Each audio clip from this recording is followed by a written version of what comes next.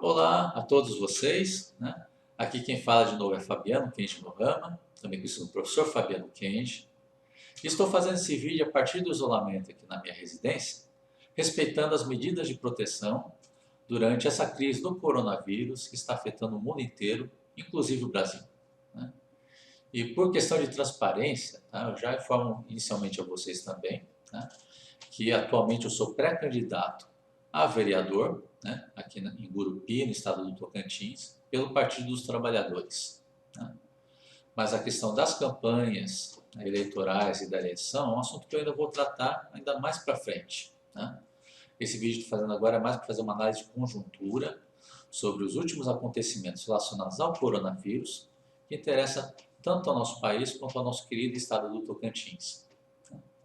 E para começar, tá, é sempre bom relembrar essa ilustração que você já deve ter visto muito nos jornais, telejornais e na internet, né, que seria a curva de transmissão prevista para o coronavírus, né, que espera que ele tenha um aumento de infectados por tempo, né, até chegar no pico, depois desse pico começa a diminuir o número de infecções, né?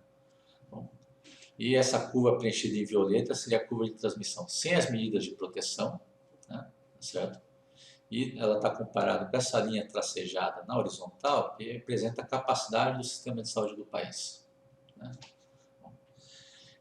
E, né, o que está tentando evitar aqui agora no Brasil é esse período entre as duas linhas em vermelho, tá? Seria o período aqui que o número de infectados fica acima da capacidade do sistema de saúde, né? Então, seria o período em que o número de infectados seria maior que o número de leitos disponíveis, né? Ou, né, se teria que a quantidade de profissionais de saúde não é suficiente para atender todos os infectados naquele momento, né?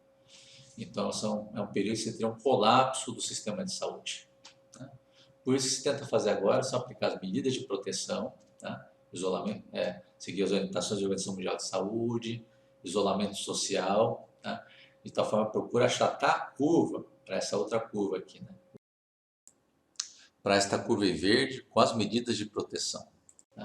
De tal forma que o número de infectados fique sempre abaixo da capacidade do sistema de saúde e assim evitar o colapso, tá?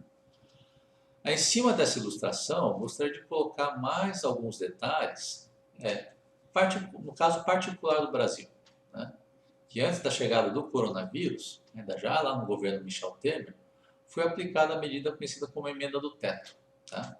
Uma medida ridícula e sem noção que colocou um limite burocrático sobre todos os investimentos públicos em saúde, educação, saneamento básico, segurança pública e assim por diante, né? E nas contas que agora já estão disponíveis atualmente, tá, já se sabe que cerca de 20 bilhões de reais deixaram de ser investidos na saúde do Brasil por causa da emenda do teto, né? E o pior, nesse caso, são 20 bilhões de reais que não estavam faltando no orçamento. São 20 bilhões de reais que já estava disponível no orçamento, mas só não foi investido em saúde por causa do limite burocrático da emenda do teto, tá? E por causa disso, esses 20 bilhões acabou indo para o único ponto que essa emenda não bota teto, que é nos juros da dívida pública, tá? Que seja, aqueles 20 bilhões acabou indo para o bolso do banqueiro e do ricaço podre de rico do Brasil e fora do Brasil, né? Bom, e além disso, né, por causa do desgoverno Bolsonaro, ele também fez, no início do seu desgoverno, a expulsão dos médicos cubanos do programa Mais Médicos, né? Eram milhares de profissionais de saúde que estavam fazendo um serviço excelente aqui no país, né? Tanto que era muito elogiado, não só pelos pacientes, como nas regiões que eles estavam atendendo, né? Mas mesmo assim, Bolsonaro pegou lá e expulsou esses médicos, esses milhares de médicos do país, pelo motivo pessoal dele, de que Bolsonaro não gosta de Cuba e dos cubanos, né? Tudo isso leva a um sucateamento do nosso sistema público de saúde, o SUS, né? E também foi acompanhado com um sucateamento na educação pública do Brasil, né? Sucateamento que era muito elogiado por vários políticos do Brasil, principalmente daqueles conservadores de direita, né? Como, por exemplo, Joyce Rossmann, que foi lá na Câmara, na tribuna da Câmara de Deputados, para ficar discursando que o país gasta demais com educação, né? O João Dória em São Paulo foi muito satisfeito com a queda dos investimentos em educação e saúde em São Paulo, né? Porque, como todo riquinho mimado do Brasil, continua defendendo a ideia de Estado mínimo, né? E aqui em Tocantins, o governador Mauro Carles, né? Uma das primeiras medidas que ele fez depois que foi reeleito governador do Tocantins foi fechar mais de 20 escolas do estado.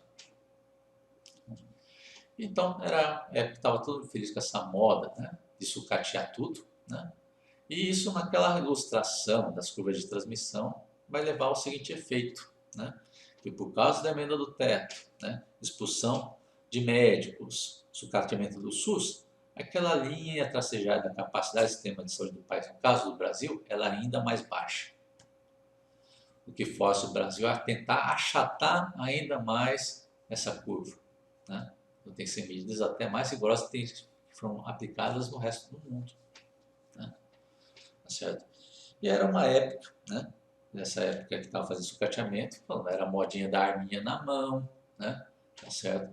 É porque eles estavam adorando ficar xingando escola pública, ficar xingando hospital público, ficar xingando universidade pública, né? Principalmente partindo do desgoverno Bolsonaro, né?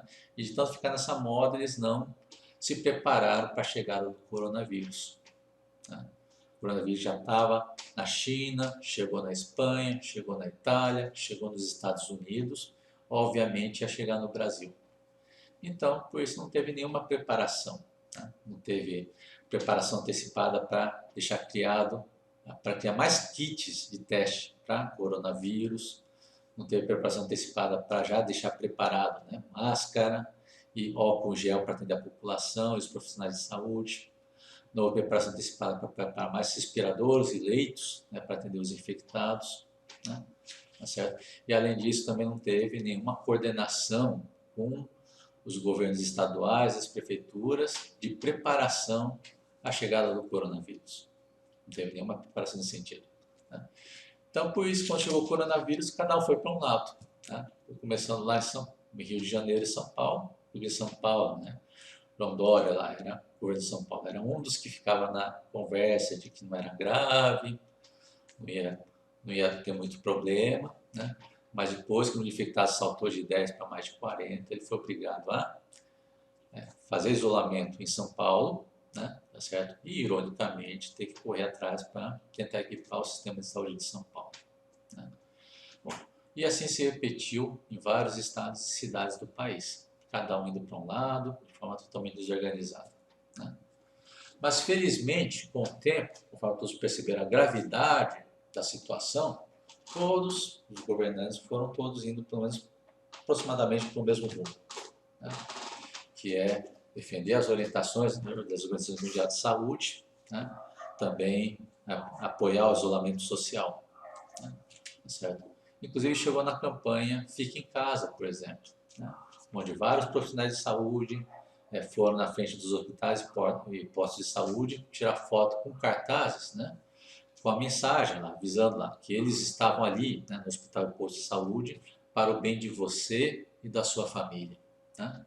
Então, por favor, fiquem em casa para o bem de todos nós, né?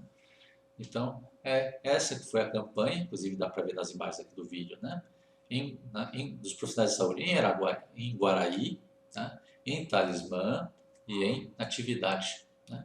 Isso se repetiu em diversas cidades no Tocantins e no Brasil, né?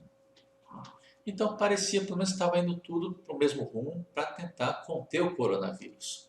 Mas aparece uma enorme pedra no meio do caminho, que é o presidente fake news, Jair Bolsonaro, né? Ele continuou repetindo até hoje que coronavírus é só uma gripezinha. Depois seguiu para o pronunciamento que ele fez em Rede Nacional de Rádio e TV, né, no dia 24 de março, incentivando que a população, né, saia do isolamento, né, incentivando as crianças a ir para a escola para correr mais risco de contaminação, incentivando os trabalhadores a ir para o serviço para ter mais risco de contaminação, né, tá certo? Bom, e todos eles voltam para casa e aumenta o risco de contaminação do avô e da avó que está em casa, que ele diz lá que teria que estar em isolamento vertical, né? Tá certo? Que com certeza não ia funcionar, né? Então, esse pronunciamento foi muito criticado de forma ampla, tanto na população quanto na mídia, né? Mas ela acabou sendo seguida, obedecida pelos seus seguidores e pelos apoiadores de Bolsonaro, podres de rico, né? E começaram a organizar carreatas contra o isolamento, né? Então aqui você tem as imagens, por exemplo, que para quem for consultar as imagens dessas carreatas, né, sabe que ela essencialmente foi formada por pessoas com dinheiro, né? Tá certo? Inclusive você tem esse carro aqui com essa faixa de eu pago o teu salário, né? Tá certo? E elas estavam inclusive acompanhar, e a hipocrisia dessas carreatas, que muitas dessas convocações tinha essa mensagem na convocação, que era importante, né? Os participantes não podem sair dos carros, né? Tá certo? Ou tinha outros avisos assim, tipo, respeite as regras da quarentena, né? Então, ou seja, uma carreata com que de um lado, né, você tinha as pessoas ricas, né, tá certo?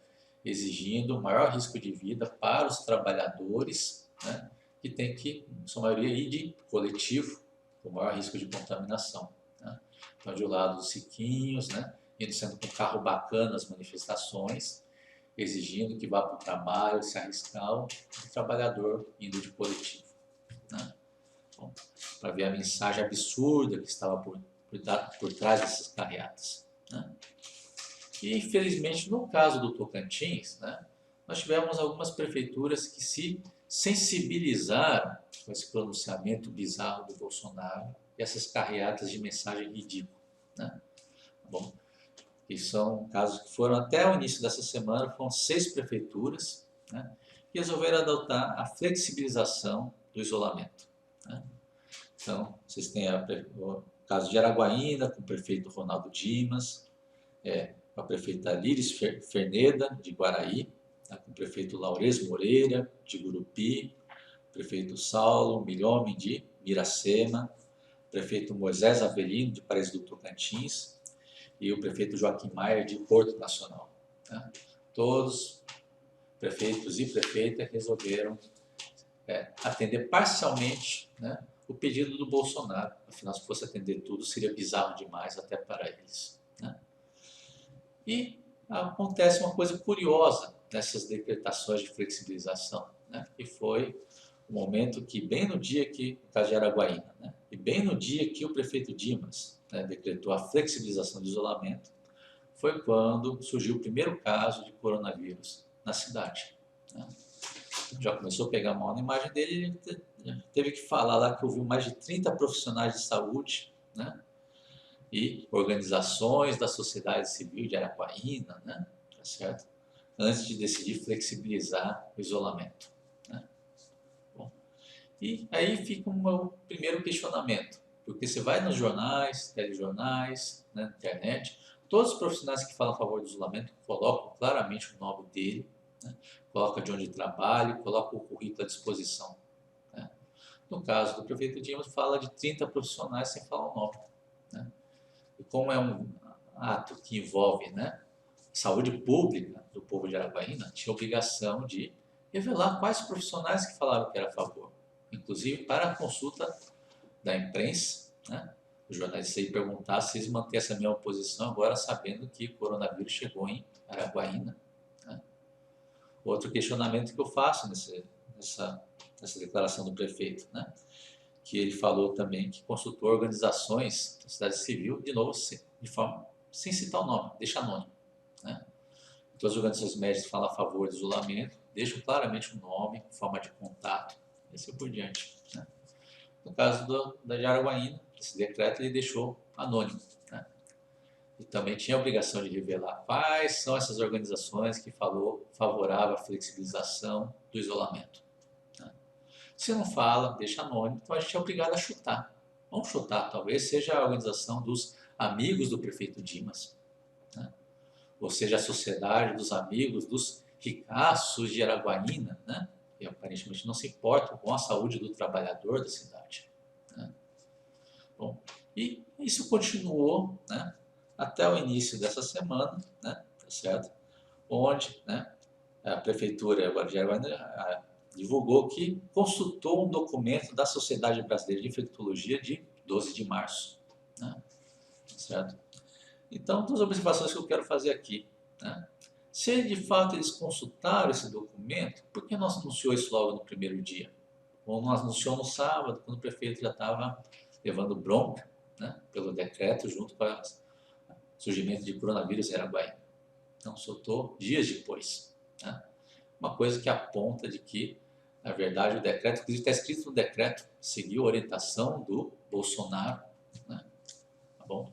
Então, tudo aponta que o decreto seguiu só o Bolsonaro, viu que pegou mal na imagem e correu atrás do prejuízo para apresentar esse documento agora. Né? Outra crítica eu vou apresentar aqui agora nesse caso também. Tá? Porque você tem que... Esse documento é de 12 de março, né? Tá certo? Bom, e eles ficam afirmando lá de dentro do documento a questão da expansão dinâmica da epidemia, né? Que assim, pega só um pedacinho falando lá que seria que cada cidade teria que adotar seu próprio critério, né? Suas próprias medidas de acordo com a circunstância de cada cidade. Né? Mas o que eles não falam para vocês, que lá também falam por essa questão dinâmica da epidemia, né? Tá certo? As informações e orientações, inclusive dessa sociedade, são atualizadas com frequência, quase semanalmente, tá certo? Bom, então eles usam esse decreto de 18 dias atrás, mais de 2 semanas atrás. Tá? Para vocês entenderem a diferença, tá? Em 12 de março, tá? Em 12 de março, bom, o Brasil tinha 77 infectados e 0 mortes por coronavírus, né? Da data desse documento. Agora, dia 30 de março, tá? O Brasil tem 4.579 infectados e 159 mortes. Né? Ou seja, é um cenário completamente diferente. Né? Então, mesmo eles dizendo que estavam seguindo esse documento, é obrigação deles terem consultado diretamente a Sociedade Brasileira de Infectologia antes de soltar o decreto. Se seguir o documento. Né? Tá certo? Então já é uma responsabilidade de estarem tentando se salvar usando um documento desatualizado, né? De muito tempo atrás. Né? Tá certo? Outra questão que eu coloco aqui também, né? Tá certo? É que essa Sociedade Brasileira de Infectologia, ela põe lá na página que ela está ajudando na consultoria ao Ministério da Saúde. Né? E o mesmo Ministério da Saúde, né, já soltou um comunicado informando que ela vai fazer um ampliamento do isolamento social em 6 de abril, ou seja, já na semana que vem. Tá? Então, olha o nível de responsabilidade. Estão fazendo uma flexibilização do isolamento que pode ser que tenha que aumentar de novo semana que vem. Porque pode ser que aumente a gravidade do coronavírus, tá? E até saia um isolamento mais rigoroso em 6 de abril. Não dá para saber ainda. Né? Tá certo? Tá bom? Então, uma coisa que eu estou colocando para vocês que estão assistindo esse vídeo, para se refletir. Né? Porque, como eu falei no início do vídeo, eu sou um crítico da forma como começou esses isolamentos. Devia ter sido melhor organizado. Tá?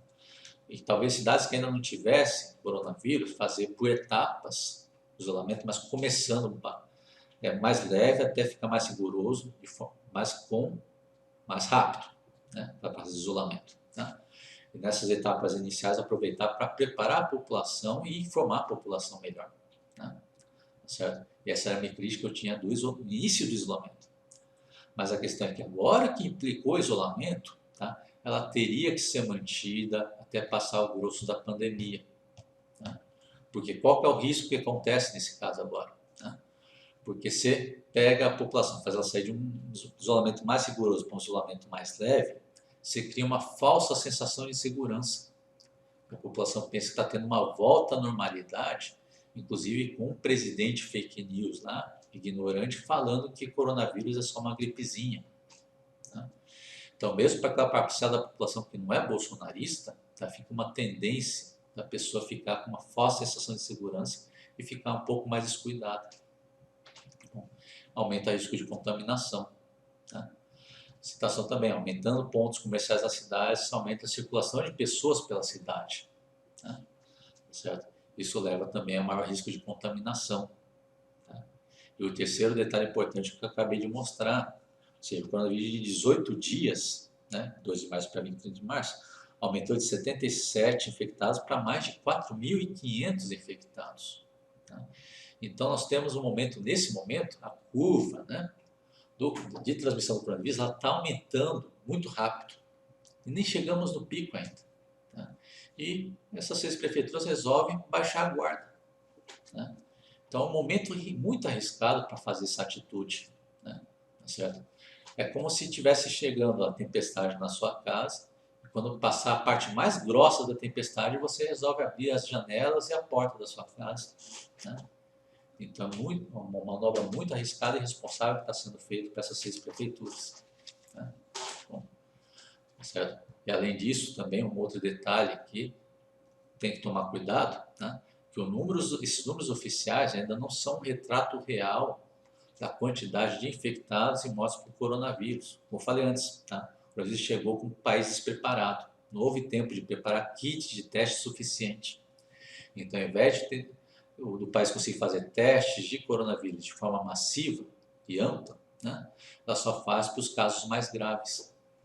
Então, ela não está pegando todos os casos de infecção, nem todos os casos de morte, que confundem muito com morte com pneumonia. Tá bom? Então, esse é o caminho responsável que esses prefeitos estão seguindo. Tá?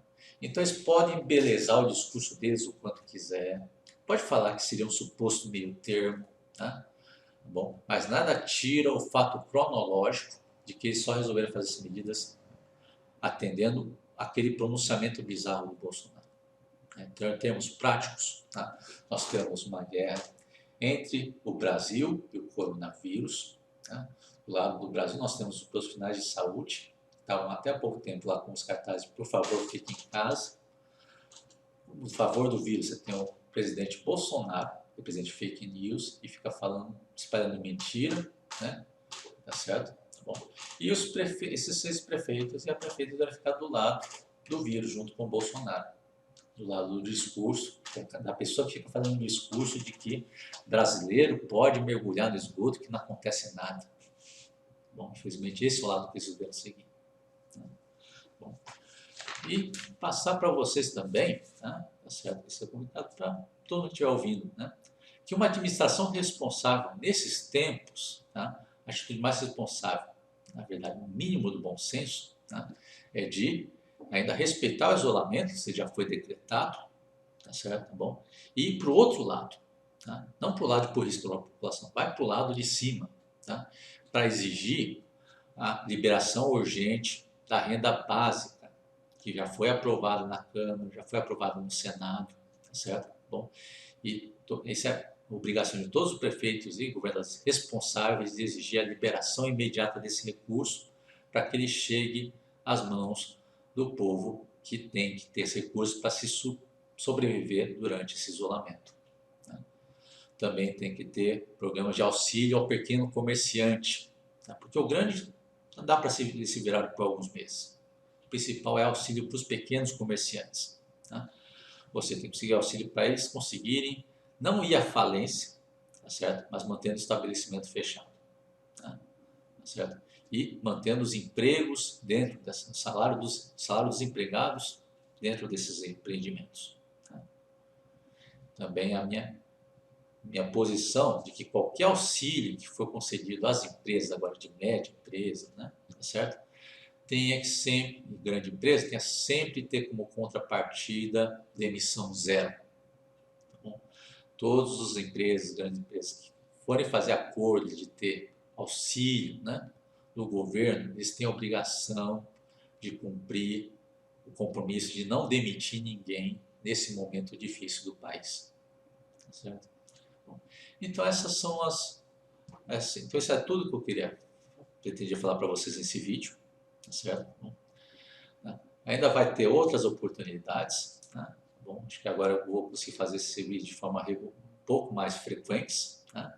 Mas porque melhora nos programas aqui que eu tenho disponíveis. Né? Tá certo?